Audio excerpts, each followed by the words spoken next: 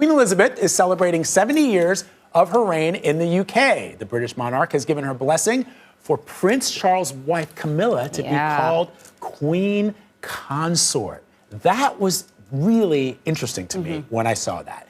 That should happen when Prince Charles, in the eventuality that he becomes king. Mark Phillips has more from outside Buckingham Palace. There is no user manual for how to be queen. Sure, there are set-piece, choreographed ceremonial events where prancing horses, gilded carriages, and lots of jewelry count. But if this record-breaking monarch ever wrote an instruction manual, it could be quite simple. Wear bright colors, a big hat, and a smile.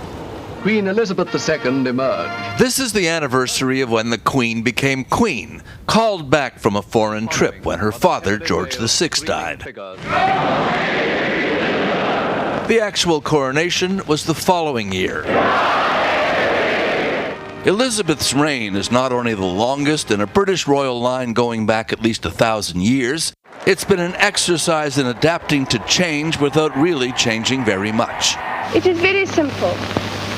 I declare before you all, with my whole life, whether it be long or short, shall be devoted to your service.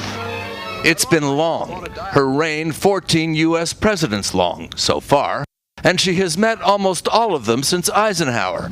Perhaps the most memorable encounter took place on horseback. Usually, they were all smiles. Occasionally not. In a celebrity age, other types of royalty have always wanted to be seen next to the real thing. That's old Blue Eyes Frank. That's Marilyn. There were at least 3 James Bonds: Sean, Pierce, and Daniel. But a 70-year reign wasn't all glittering tiaras. My lords, pray be seated. When a destructive fire consumed parts of Windsor Castle, in the same year as 3 of her children's marriages were seen to break down, Andrew and Sarah, Anne and Mark, Charles and Diana, Elizabeth was moved to admit there could be bumps along the rocky royal road. In the words of one of my more sympathetic correspondents, it has turned out to be an annus horribilis. But the annus horribilis, Latin for terrible year, was but a portent for the really terrible year when Diana died, and the Queen was forced, after days of silence, to acknowledge the national outpouring of grief.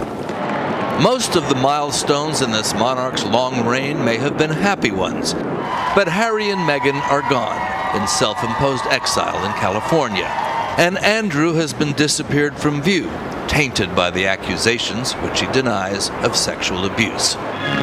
Yet the Queen, once part of a glamorous young couple, now a lonely widow, carries on. Lovely, thank you. Still doing what she always promised to do. Somebody else can finish it off. Do Her job. The rest of it. With a smile. The Queen spends this anniversary up at one of her country estates at Sandringham, where her father died. There will be a big national party, though. That's not till June. Anne-Marie, Vlad. Mark, thank you very much, as always. Let's bring in CBS News royal contributor Amanda Foreman. Welcome. Hello. Good to see you. Yeah. So, I'm a monarchy nerd, right? I am a student of history, and I'm fascinated by all monarchies, not just the British, but we're talking about the British. This is, to me, Queen Elizabeth saying that Camilla, Charles's wife, can become Queen Consort is huge. I just think, like, Wallace Simpson. You know, it's like things could have been completely different. Things could have been completely different if Charles had been allowed to marry Camilla instead of Diana, much as we all loved her. Clearly, it was the love of his life, and she recognizes that. Yeah, for the past 50 years, they have been in love with each other, and circumstances drove them apart. But when have you ever seen 2 people who have so stuck together through thick and thin? Mm-hmm. And she's done an excellent job in her current role. Yes. I mean, the public loves her, as far as I can tell. She's funny and she's interesting and she takes up interesting causes. I mean, she's playing the role. She really has. For the last 17 years that they've been married, she hasn't put a single foot wrong ever. And that's really remarkable. So is this as the monarch never apologizes, but it does strike me that by putting this in writing, first of all, remember how we used to play this parlor game? Elizabeth will abdicate in favor of William. Right. Charles will never be king. Right. Like, here's the Queen saying, no, Charles will be the next king, and Camilla will be the Queen Consort. I mean, that's fascinating to me. I don't know. I'm still sort of trying to get over that. Is this as much of an apology from Queen Elizabeth that we'll get? That's a really interesting point because she was actually very against Camilla at the beginning. She referred to her as that wicked woman who broke up the marriage between her son and Princess Diana. And she has recognized this incredible work that Camilla has done. And this is her reward for that work and dedication and public service. And they're going to be a great royal couple. Yeah, definitely. We should talk about the Queen's Platinum Jubilee. The Jubilee. 70 years on the throne. She celebrated with a cake, but there will be more celebrations to come in the summertime. That's right. Starting June the 2nd, there's going to be 4 days of celebrations.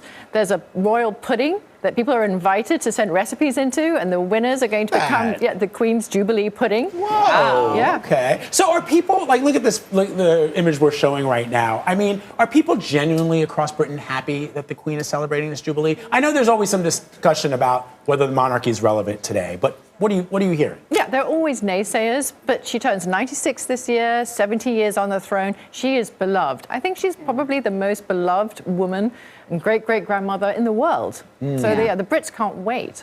All right. You know, it's stability. Exactly. Really, that's one of the things she represents. Yes, Right. Amanda, thank you. Thank you.